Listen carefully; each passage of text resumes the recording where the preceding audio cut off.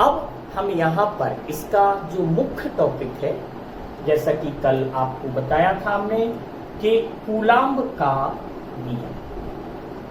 तो अब कूलाम्ब का नियम क्या है, इसको देखते हैं।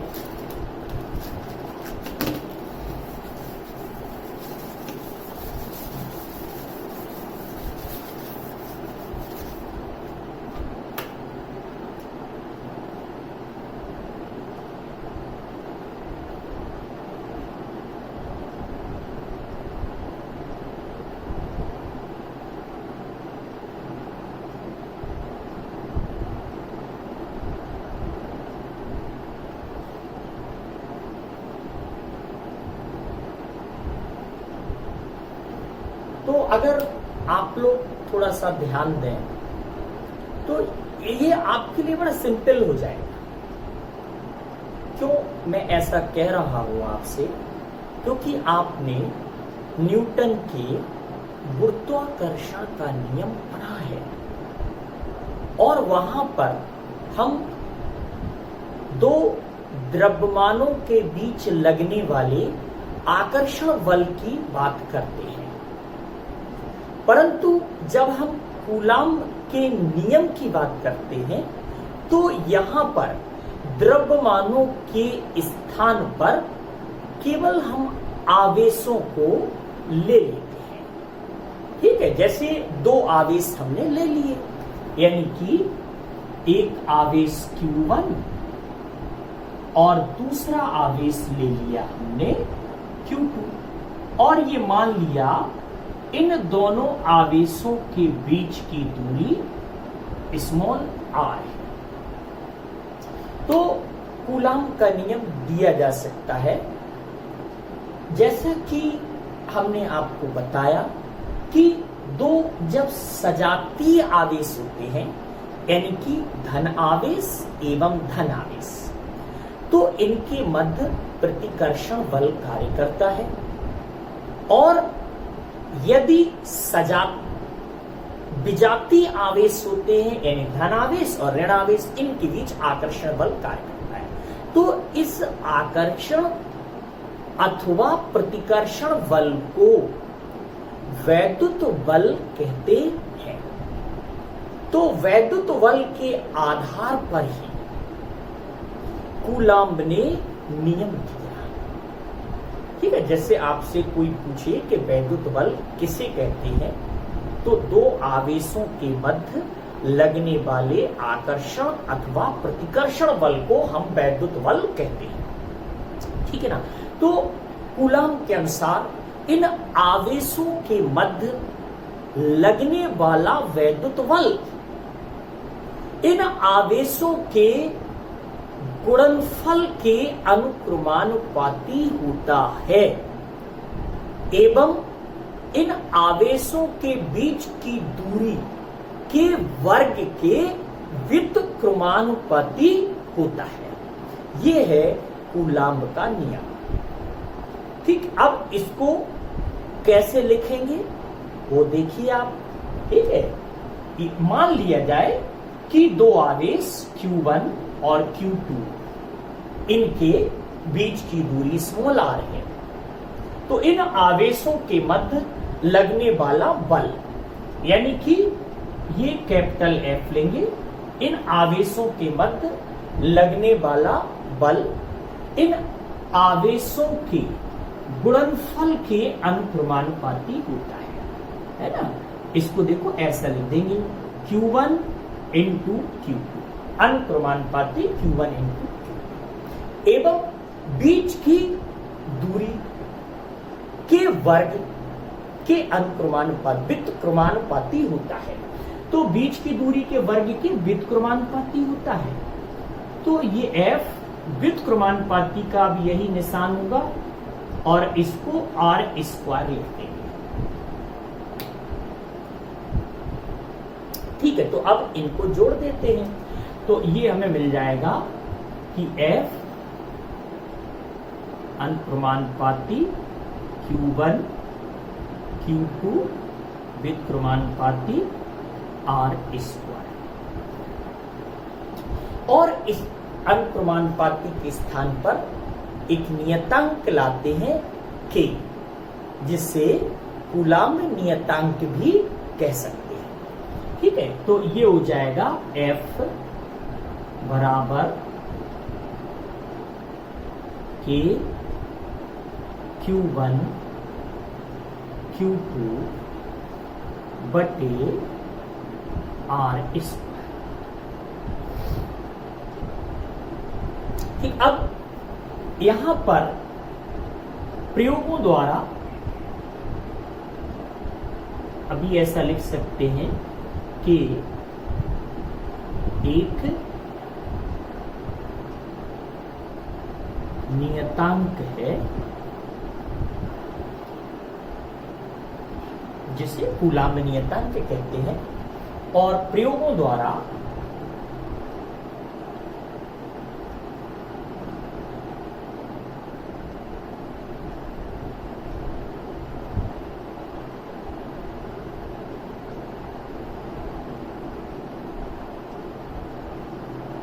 इसका मान 9.9 इंटू 10 टू दी पावर 9 प्राप्त होता है, और यहां पर न्यूटन मीटर स्क्वायर प्रति कूलाम्ब। ठीक है, तो ये समीकरण 1 में इस मान को भी हम रख देते हैं, तो ये हो जाएगा F बराबर 9 into 10 to the power 9 Q1 Q2 बटे R। ठीक, और ज्यादातर सवालों में इस सूत्र को ही उपयोग में ला सकते हैं। तो एक तो कूलाम्ब का नियम ये होगा,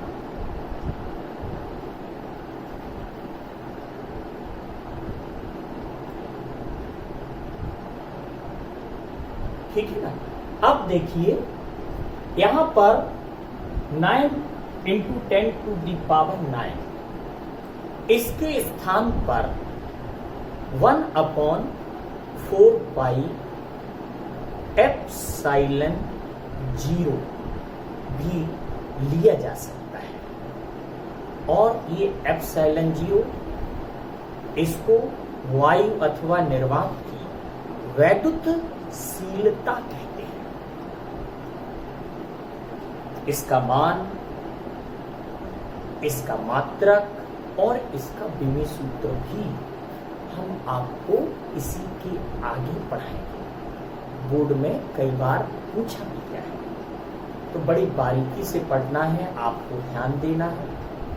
और कूलाम्ब का नियम एक ऐसा नियम है जो आपको याद रखना ही है।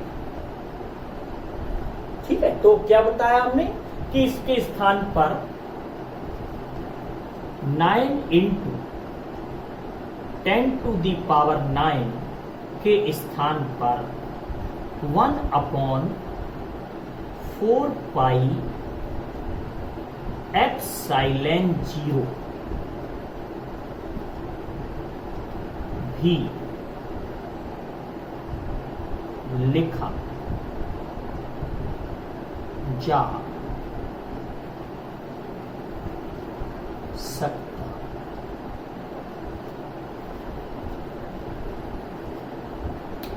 ठीक है, तो हम लोग क्या करेंगे, समीकरण 2 में 9 इंटू 10 टू दी पावर 9 के स्थान पर 1/4 पाई एप्सिलॉन 0 रख देंगे।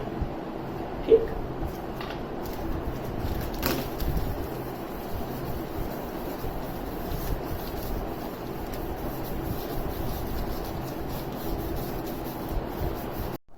तो 9 इंटू 10 टू दी पावर 9 बराबर 1/4πε0 भी लिखा जा सकता है।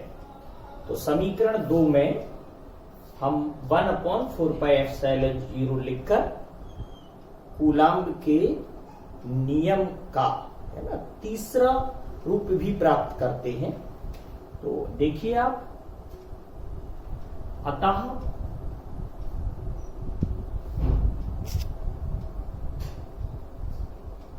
समीकरण 2 से हमें F बराबर मिलेगा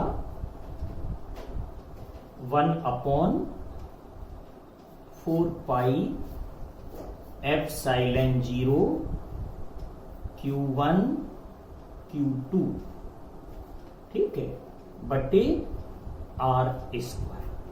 तो इसको भी कूलाम्ब के नियम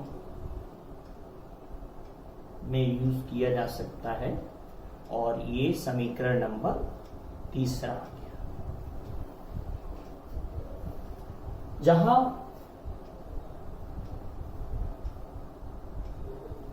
एप्सिलॉन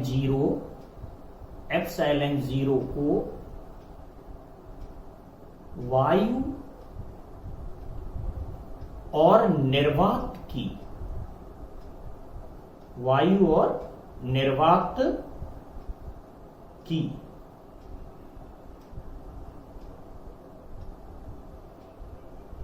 वैद्युतशीलता, वायु अथवा निर्वात की वैद्युतशीलता, याद रखेंगे इसको, ठीक है।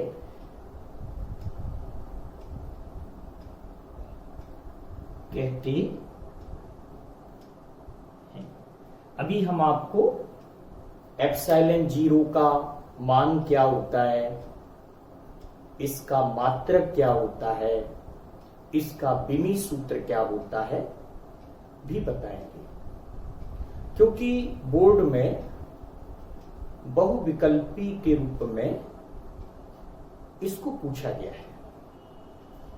ठीक, अब आगे देखते हैं कूलाम्ब को नियम का और किस प्रकार से लिखा जा सकता है। यदि दो आवेशों के बीच में, जैसा कि बताया कि दो आवेश हैं Q1 Q2, इनके बीच की दूरी R है। तो यदि इन आवेशों के बीच में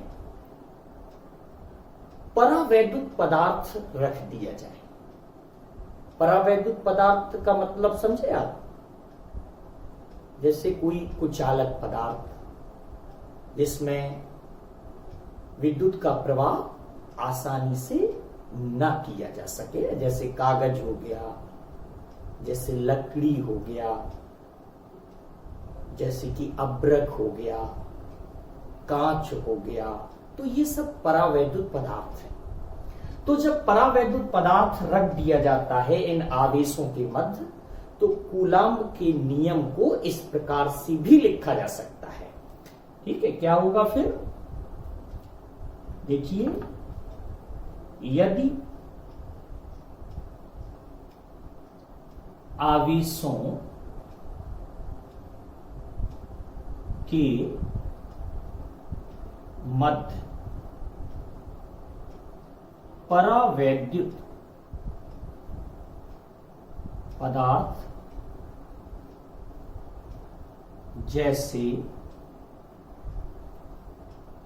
कागज आदि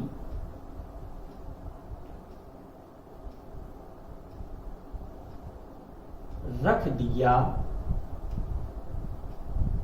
जाए, है ना, तब कूलाम्ब का नियम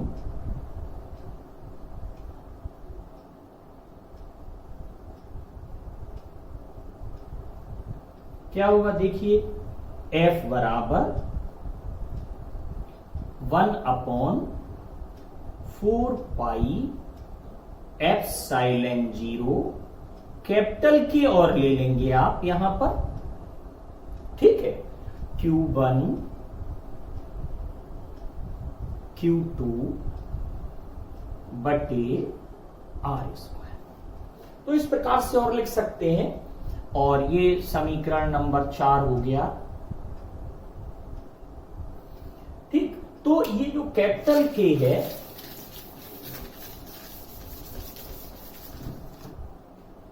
कैपिटल के को उस पदार्थ का परावैद्युतांक,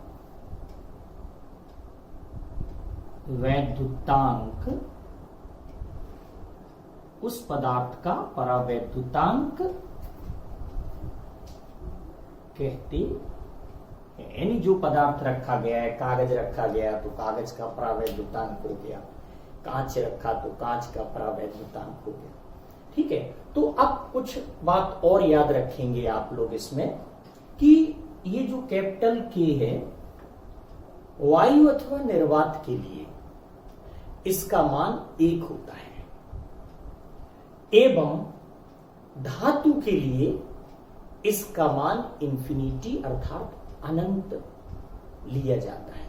इसका तात्पर्य यह है कि जो के का मान होता है वो 1 एवं इंफिनिटी के बीच में हो सकता है। जैसे जल के लिए इसका मान 81 होता है।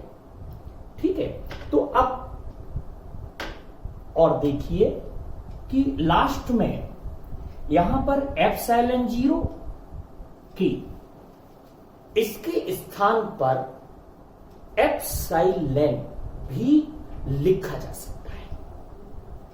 ठीक, अर्थात ये एफ बराबर ऐसा भी लिखा जा सकता है,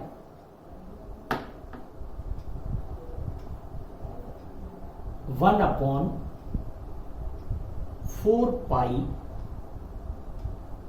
एप्सिलॉन Q1 Q2 बटे R²।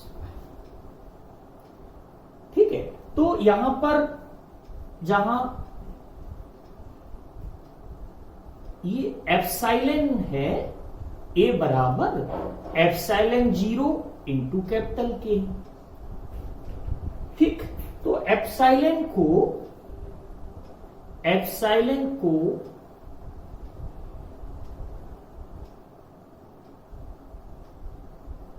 माध्यम की वैद्युतशीलता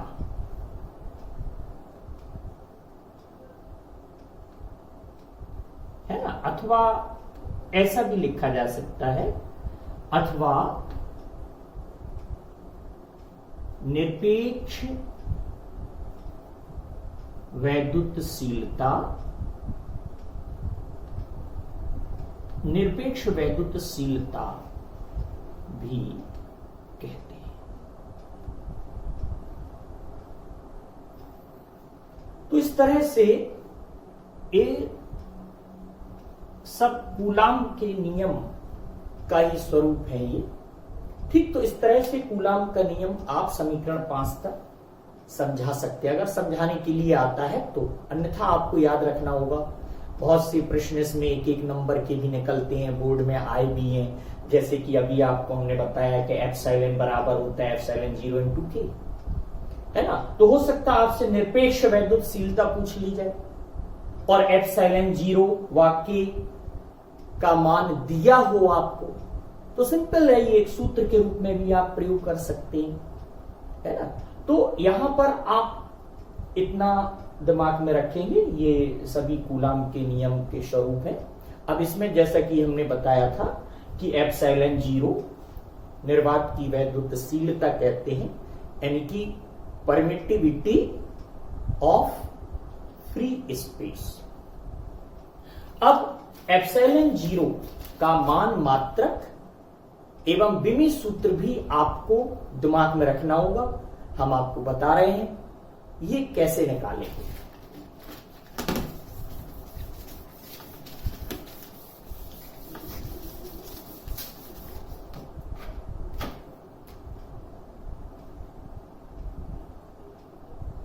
एप्सिलॉन 0 का मान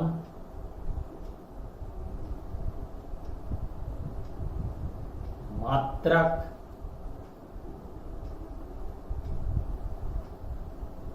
एवं विमीय सूत्र।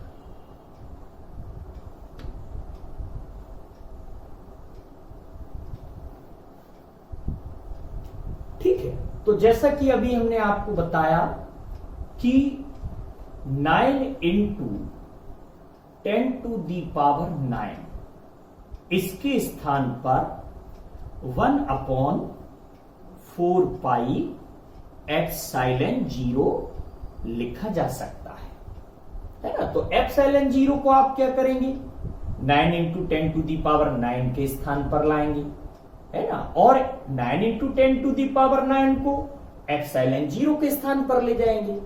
तो देखिए इसको, अतः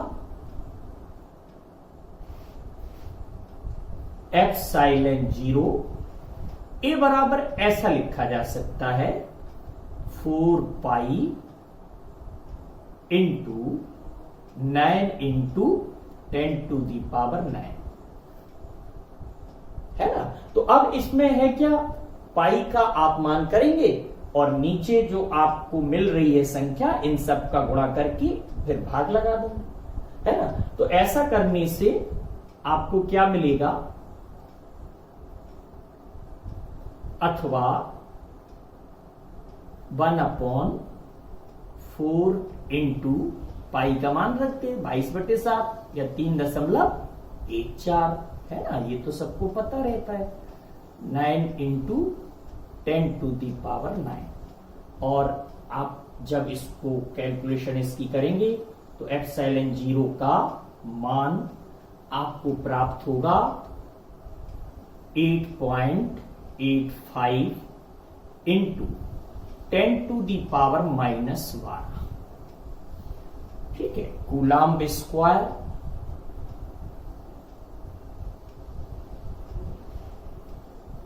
प्रति न्यूटन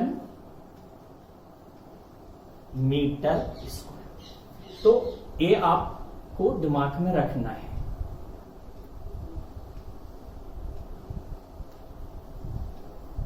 सवालों में इसका आप उपयोग करेंगे। वैसे तो जब आप एग्जाम दे रहे होंगे, बोर्ड का एग्जाम, तो पेपर के पीछे इसका मान दिया रहता है, लेकिन अगर नहीं दिया है तो आपको तो फिर दिमाग में रखना ही होगा। ठीक है, और अब देखिए एवं मात्रक क्या होगा,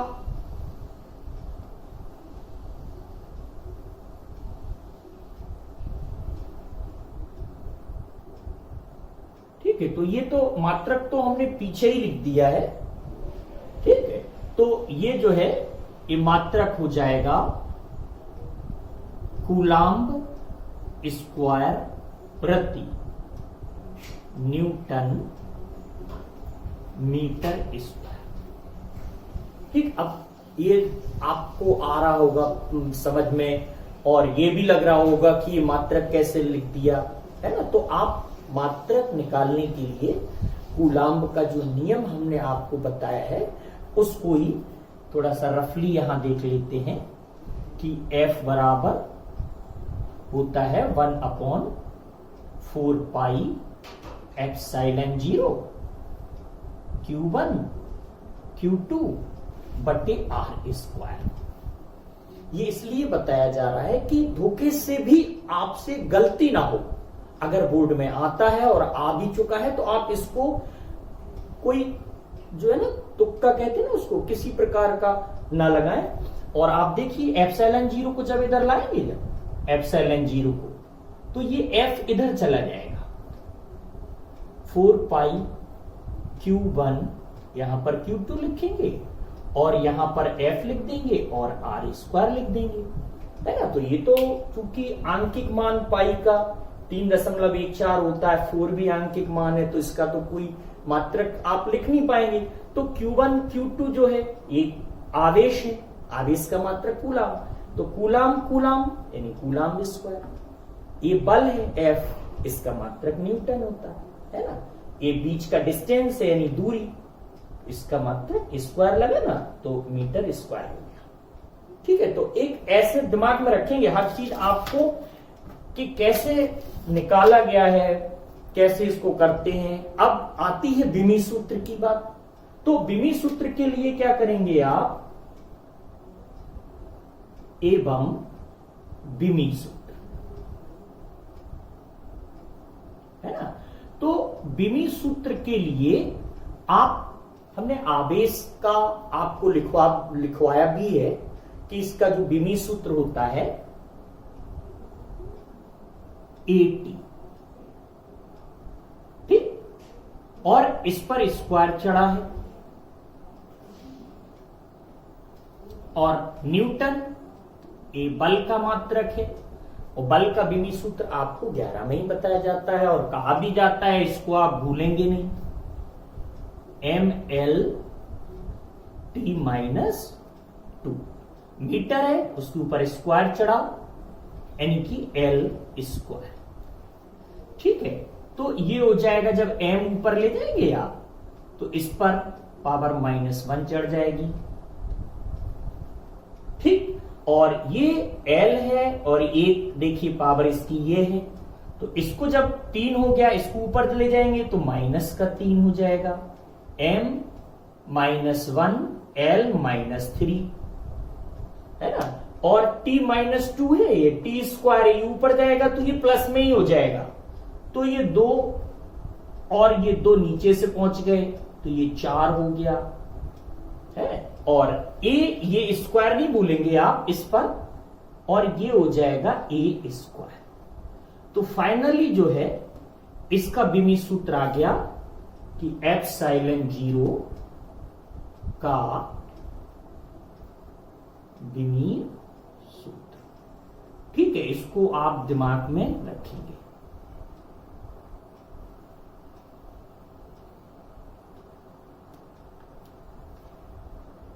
पेपर में आपके ये भी आया है, ये भी आया पेपर में, सवालों के लिए आप इसको दिमाग में रखेंगे। ठीक है, अब यहां पर यूपी बोर्ड में कभी कभी कूलाम्ब के नियम का वेक्टर स्वरूप भी आ जाता है ना, तो उसको भी आप चूंकि 1 नंबर में ही आता है तो आप उसको भी देख लीजिए।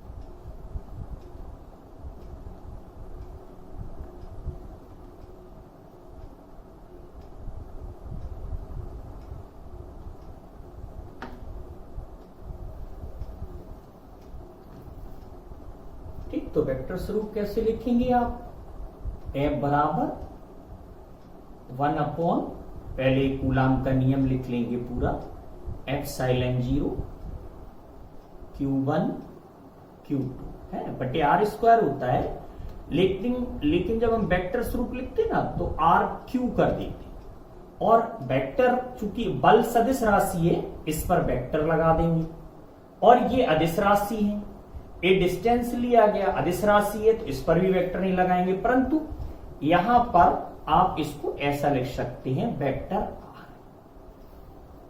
ठीक है, क्यों अब ऐसा हो गया, अथवा देखिए अथवा ऐसा भी लिख सकते हैं। ऐसा क्यों लिखा आपने, अभी समझ में आ जाएगा आपको। अथवा देखिए जैसे वेक्टर R है, ये सदिश राशि है, इसको परिमाण और दिशा, ये तो परिमाण हो गया, और ये जो R कैप है ना, ये आपको 11 में बताया गया है कि इसको एकांक सदिश कहते हैं, यूनिट वेक्टर है, और ये दिशा को प्रदर्शित करता है, इसका परिमाण 1 होता है ना। तो अगर आप यहां पर देखिए, यहां पर वेक्टर R के स्थान पर R और R कैप लिख देंगे। ठीक, तो क्या आप दूसरा अथवा ऐसा, इसको ऐसा भी याद कर सकते हैं कि वेक्टर F बराबर 1/4 पाई ε0 Q1 Q2 ठीक है, अब यहां पर आप आर कैप कर देंगे। ये ध्यान देना है, अगर आर कैप लगाएंगे तो नीचे आर स्क्वायर करेंगे, है ना, अन्यथा आप आर क्यू करेंगे तो वेक्टर आर करेंगे, है। जब इसका मान अब ये रख देंगे तो एक आर से एक आर कैंसिल हो जाएगा और आर कैप बचेगा और यहां आर स्क्वायर बचेगा। ये बड़ा ध्यान रखना है। तो आप बस एक ही दिमाग में रखिए, चाहे ये सरलता समझ में आ रही है तो इसको याद करो, है ना, ये सरलता समझ में आ रही है तो इसको याद करो, ठीक है। ये परिमाण हो गया, ये दिशा को प्रदर्शित करता है, यूनिट वेक्टर हो गया, परिमाण इसका एक होता है, तो आपको वही मिल जाएगा F बराबर 1/4πε0 Q1 Q2 बट्टे R स्क्वायर।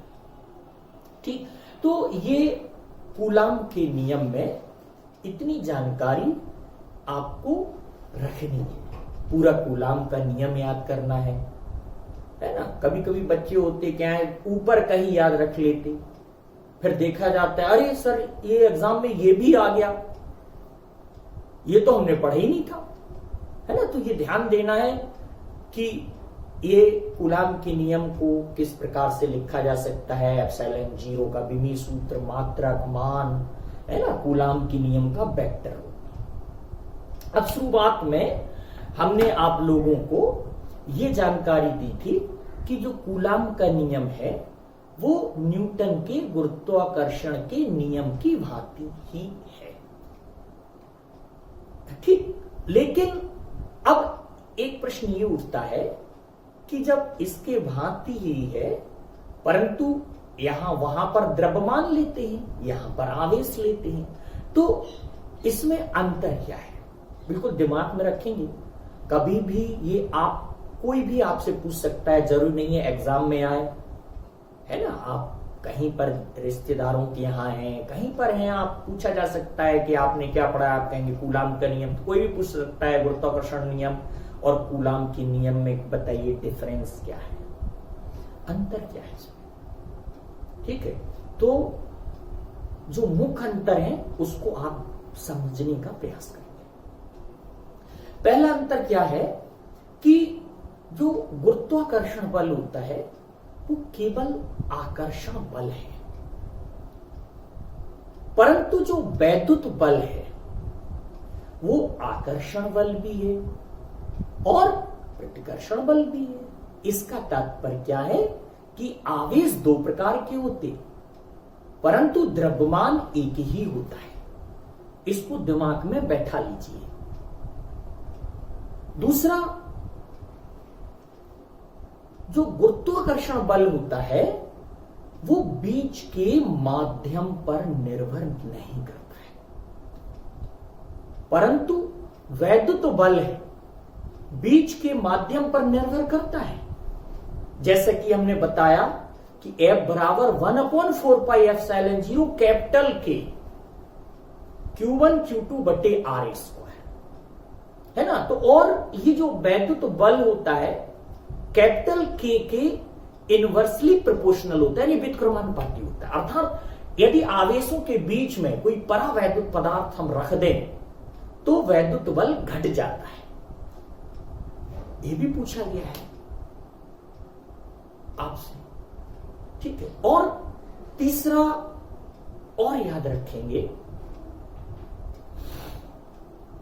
कि जो वैद्युत बल होता है वो प्रबल होता है